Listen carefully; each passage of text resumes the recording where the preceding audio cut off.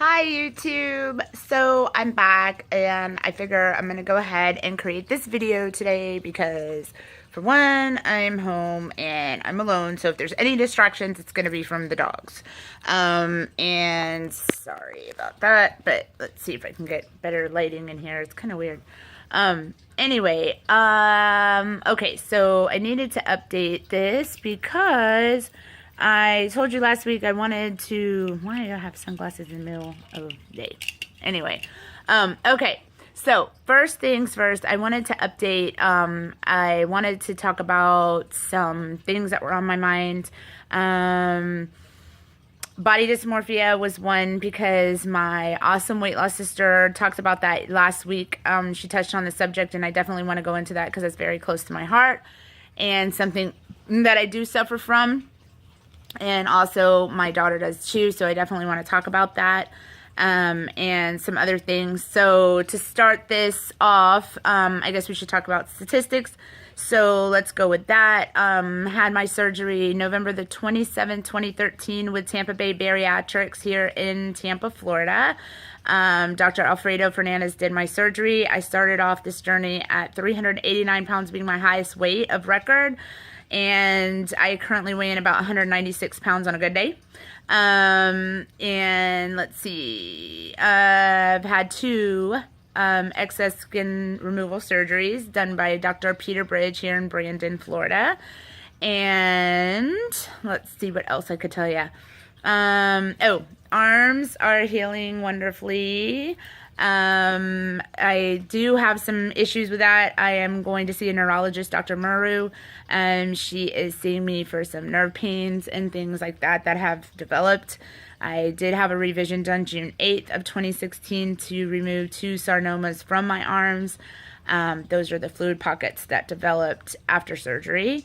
Even though I've had a lot of complications with the arms, I would have done it again because I did have those 6 inches of skin that needed to be removed. And even though I've had some serious complications job-wise with it, yeah, about that. That's a whole nother can of worms that I'm dealing with. But you know what? I would have done it anyways because I needed my arms done. I'm very happy, pleased with them. I do have scars. Even dealing with all the job issues and everything that I'm going through, I would have done it again in a heartbeat. So that I am glad I did. Sorry about saying so much, but what else can I tell you guys? I needed to update. So many things in my mind. I never have time alone, so this is like amazing that I'm actually being able to upload this video today, guys. All right, so topic of the day, what I wanted to discuss was the whole body dysmorphia thing. I am a patient of that. Body dysmorphia is a rough disease, let me tell you. And I'm going to try not to get too emotional in this video. But everybody that knows me personally knows that I have suffered it and that my daughter is one who almost passed away because of this disease. She was diagnosed at 14 with bulimia, and it was a very rough 2 years that I dealt with that. Well, our whole family dealt with it. She's actually, once you have that kind of disease, you always have it. She's doing remarkably well now. Obviously, we have a beautiful granddaughter, and she is doing, I mean, awesome.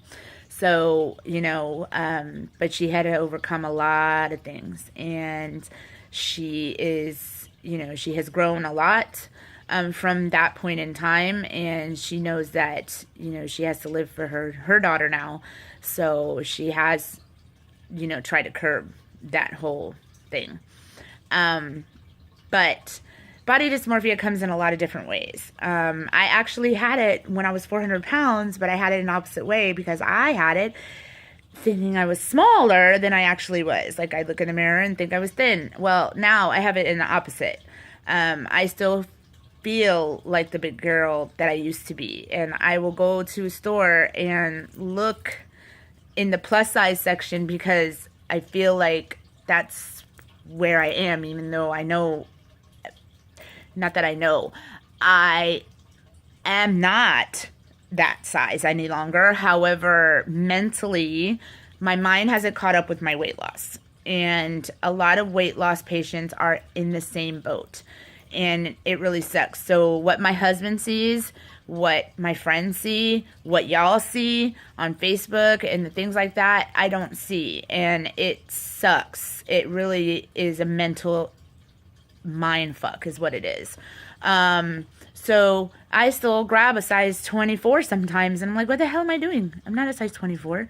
But it just, I don't know. I really don't know. It's really, it's so weird.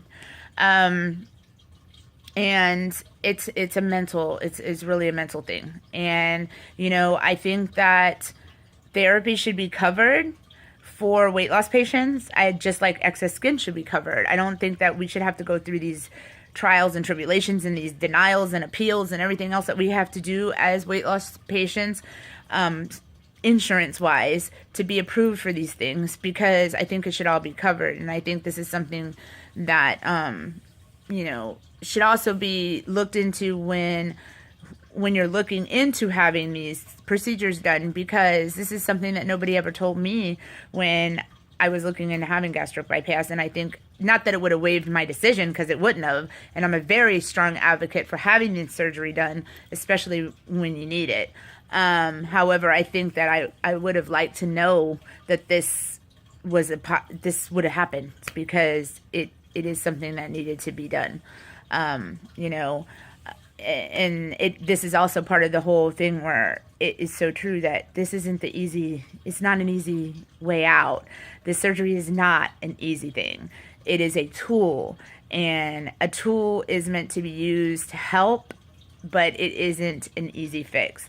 And that brings me to this too, because, you know, I'm going to be 3 years out in November, and a lot of people think, oh, well, you know, it's so easy. You just lose weight. You just have the surgery and you lose the weight. No, it's not. And especially at 3 years, the 3 year mark is like the most prominent thing, because you'll start seeing a lot of people that have had the surgery start regaining. And the reason being is because people that have the surgery and then people that don't, the only difference now is that I'm not getting the same nutritional value of whatever a person that doesn't have the surgery gets. So, like, say for instance, you are a normal person, never had the surgery. You eat a slice of pizza and I eat a slice of pizza. I am getting the same exact caloric value that you are. However, the only difference is I'm not getting the nutritional value that you get. I don't get that nutritional value, so I don't get the vitamins that you get, and I don't get the zinc and everything else that you may get in eating that. So my hair may fall out, like the stuff that if I don't eat this, if I don't take my vitamin supplements, if I don't do that, I don't get that portion of it. So I will still get the caloric value, but not the nutritional value in the foods that I choose. So if I eat the same exact thing that a normal person eats throughout the day, I can still get fat, but I can't get the nutritional value. So I can still lose my hair, I can still lose my coloring, I can still lose my teeth, that kind of stuff, because I'm not getting the nutritional value, but I sure can still get fat. And that's the difference. And that's what they don't tell you.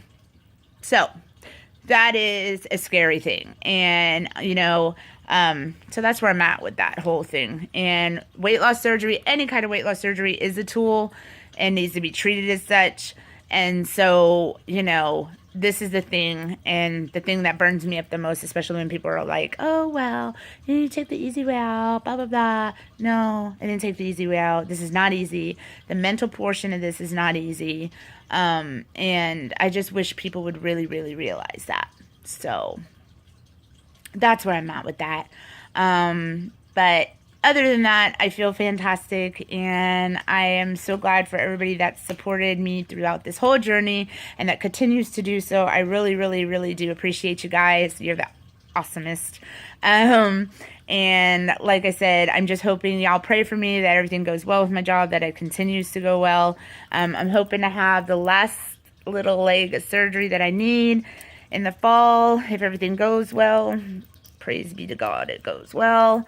And that everything with my arms works out, and the neurological thing works out, that, you know, the nerve damage is not so bad. I'm hoping I go for the nerve conduction study on the 23rd of this month, or no, I'm sorry, the 23rd of August. August is right here. Oh my God. But yeah, so anyway, that's about that. And we're going to go from there. I do promise to make a video about shopping and sizes and stuff like that. And I told you my dog might be the interruption, and it is.